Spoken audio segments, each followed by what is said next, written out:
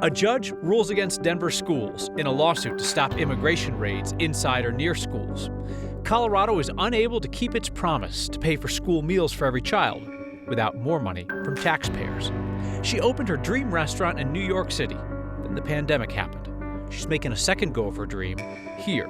COVID for me and the aftermath of it was a punch in the face. And our 433rd week of good news celebrates a 1 millionth meal served. So belly up, it's time for Next.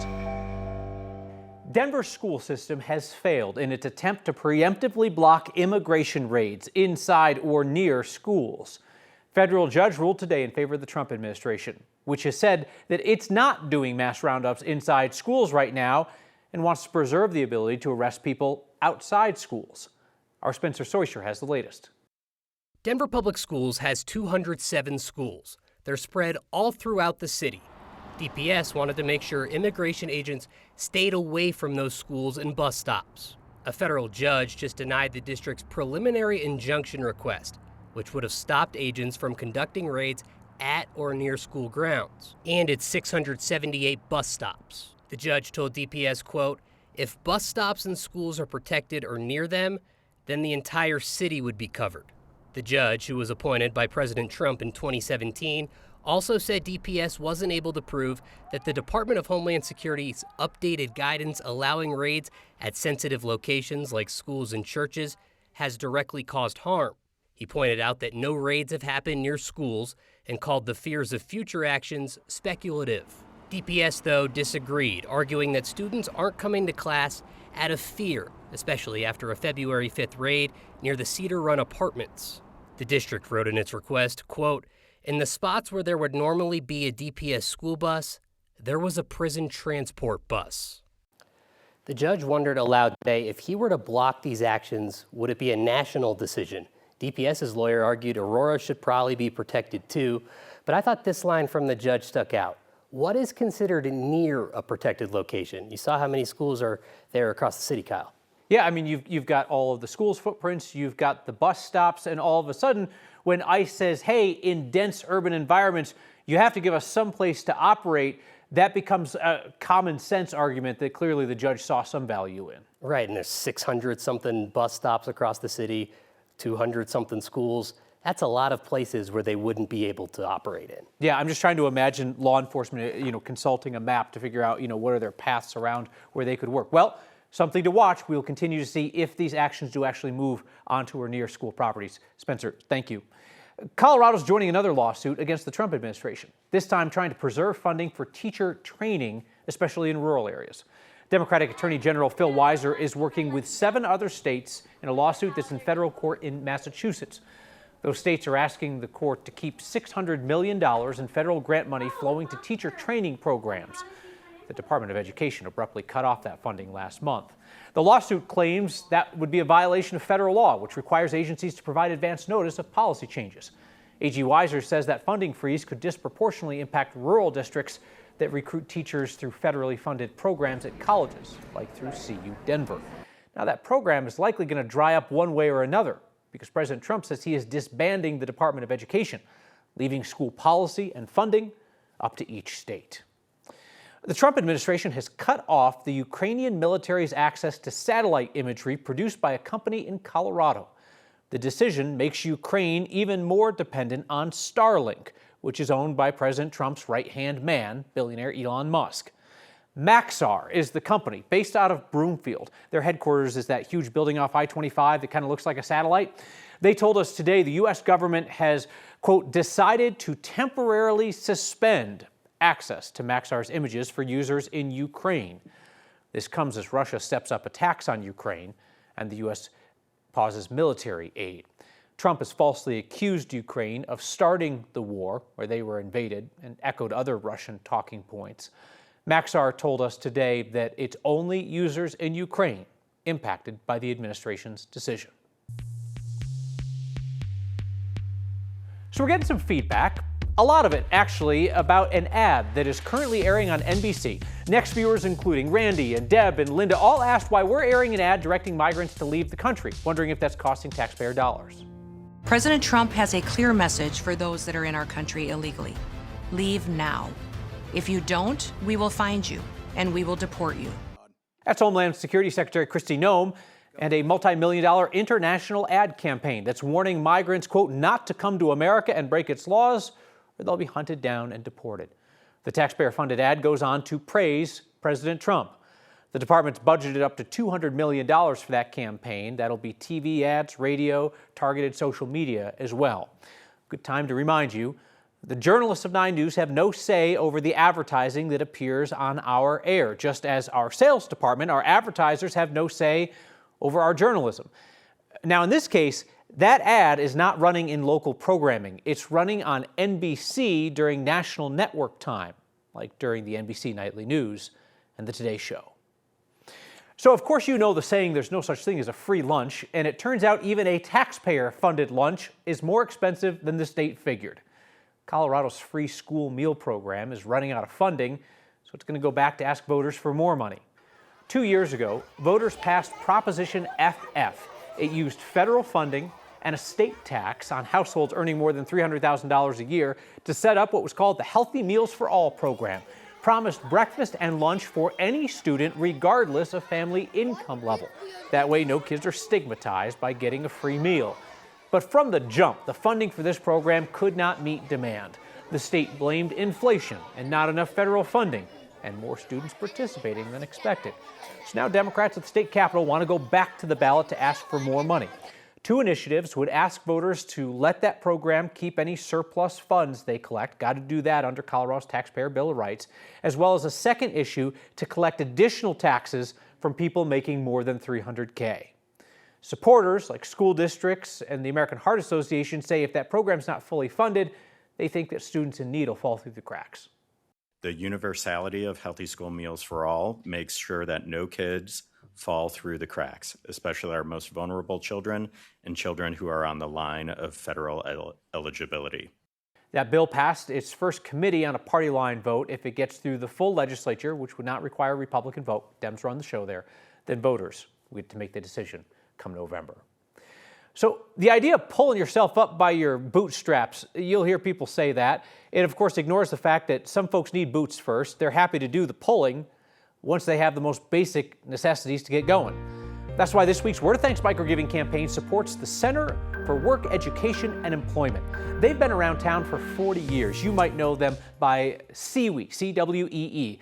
Their goal is to help families, mostly single mothers, who live far below the poverty line so they can escape poverty through good-paying jobs. Now, to get there, they first help Coloradans find the things that you typically need in order to be able to hold down a job, like reliable transportation, stable housing, workforce training.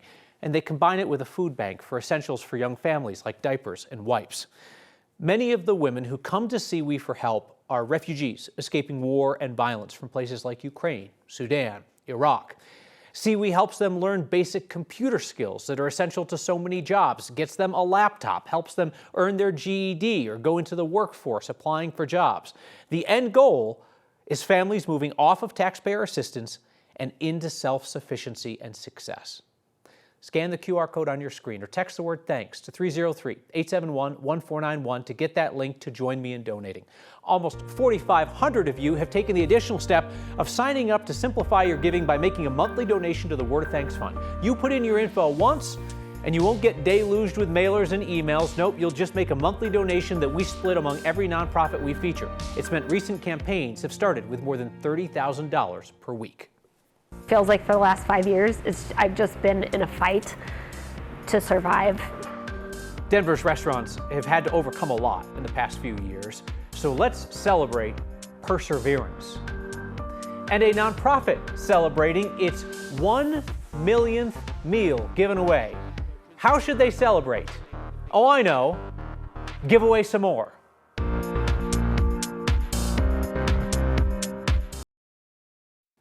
Colorado's firefighters are getting a bigger, better sandbox. No, for real, for decades, firefighters did simulations using a basic sandbox, like with strings and toy cars. Now, they have a more high-tech sandbox, a sim table that lets firefighters simulate a fire in any community in the state. It shows the topography, they can change the wind and the humidity. That's the old version there with the little firefighters. There's the new one for you. It costs $100,000, this high-tech sandbox. Jefferson County Sheriff's Office got one using a grant through Homeland Security last year. 10 counties on the Front Range can use it for training. That is pretty cool stuff, meteorologist Corey Reppenhagen. They can pick any community in the state and they can look at how they would go about fighting a fire there. Man, that is some sweet technology. I can definitely see that being used operationally, put in some fire behavior models in there and some observations. That's a super sweet technology right there. We've got some snow showers rolling through. It's kind of a Douglas County thing going on right now. Already got an inch or so in Castle Rock. You can see that band of snow really kind of extending up to about Hamden right now. There is a good chance this will push through, but we probably won't see anything quite that good here in the Denver metro area. We're looking at 0 to 2 inches across the Front Range. Castle Rock already at 1 inch. This will go for about another 2 hours, so they could make it up to that 2-inch range.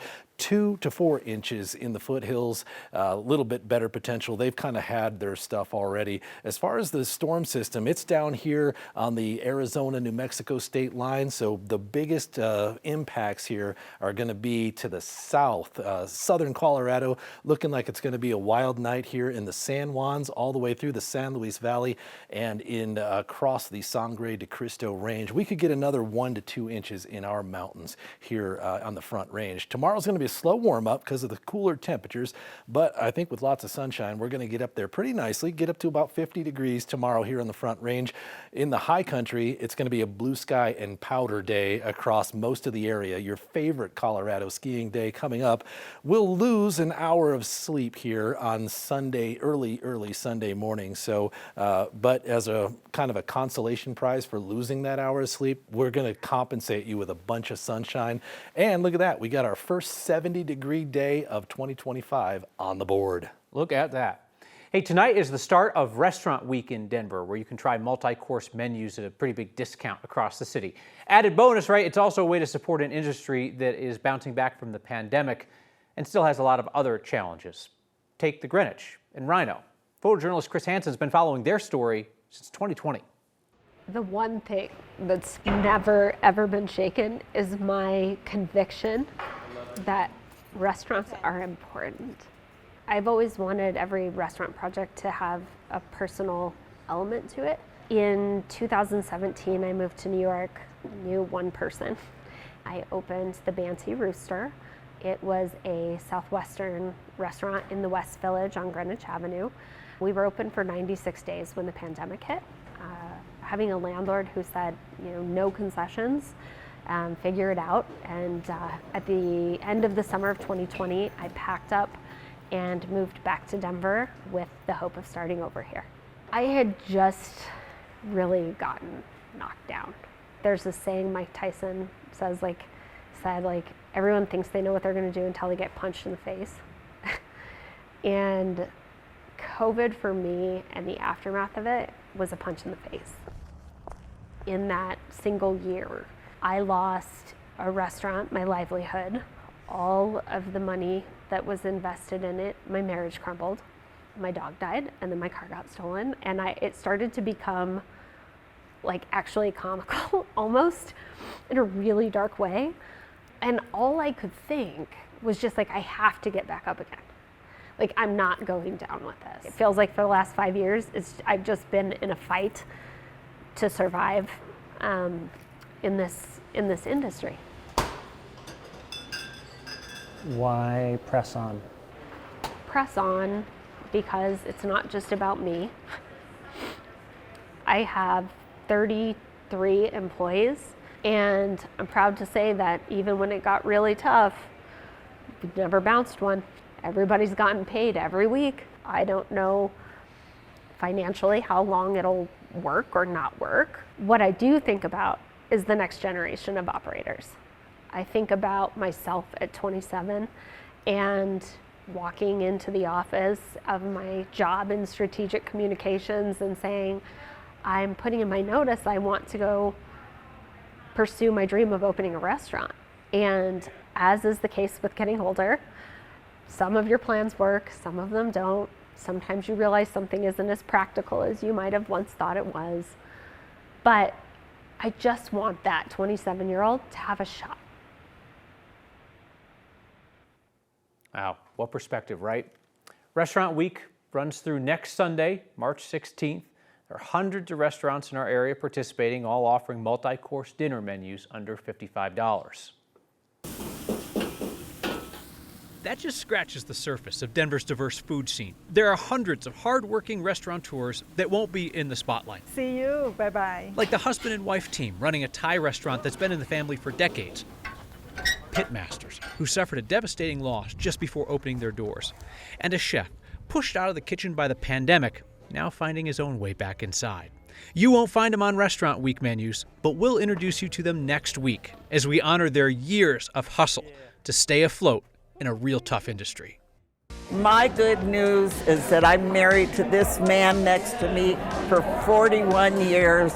I'm probably going to stay married another 41. Yeah, that's a man who's been married long enough to know what he needs to say in that situation. Hey, speaking of stuff that's been around for a surprisingly long time, this is your 433rd week of your neighbor's good news. Hey, good news, if you like to catch this program without seeing the announcer dressed like a rodeo clown, next is now a podcast. After 50 years and 1 million meals, Coal Creek Meals on Wheels in Lafayette still turning. Today they invited the community to sit down to, what else? A celebratory meal. So we pulled up a chair to ask folks our favorite Friday question. What's your good news? My good news is that no matter what is happening in our world, no matter what is happening in our community, this is a place where folks can come together and be together. My good news is my sister's surgery went well and I get to help people out every day. Today is a celebration of our 1 millionth meal at Coal Creek Meals on Wheels. Who was in charge of counting all the meals? Not me. Don't ask me to see data on this. Nate wouldn't tell us who the actual 1 millionth person was. I figured they'd get like a doo-doo-doo. To celebrate 1 million meals, does everybody get your kazoo ready? It's not just food, it's showing people that we care and that we love, and we want to make sure that they have a warm meal in their bellies every day. I can't wait to get here in the morning. My good news is that I'm married to this man next to me for 41 years. I'm probably going to stay married another 41. I have not had a bad meal yet this year. Our new chef is wonderful. My good news is I landed my dream job. I'm vertical and above the grass, and I'm here today to share it with my friends and my community. It's happy 1 millionth meal and then blow. Oh, my good news is that I now get to live with my sons. Since my husband, their stepdad, passed away a year and a half ago, I've moved up here to Colorado, so both of my boys are here. My good news is I'm living in a wonderful place. I have wonderful friends here and a great place to go for lunch. Happy 1 millionth meal. Now you can blow. Now do the blow. Amazing. Great to be a part of the celebration. Never fails. Look for good in the world, find good in the world. 433 weeks. Maybe 1 week will come up empty. We'll tell you if we do. We're back with your feedback next. Feedback tonight from Megan, who writes, "Hi Kyle, I feel like if Tom Hanks is America's dad, then you are Denver's dad." I don't know how to take that. It's funny, I met the nicest woman at an event today who said that she grew up watching me, which cannot be true because we were both approximately the same youthful age. A text, no pocket square, you didn't have one that clashes? That's tough. I wasn't sure about the grandpa sweater though. Our producer Mallory said to wear it, so if you don't like it, blame her.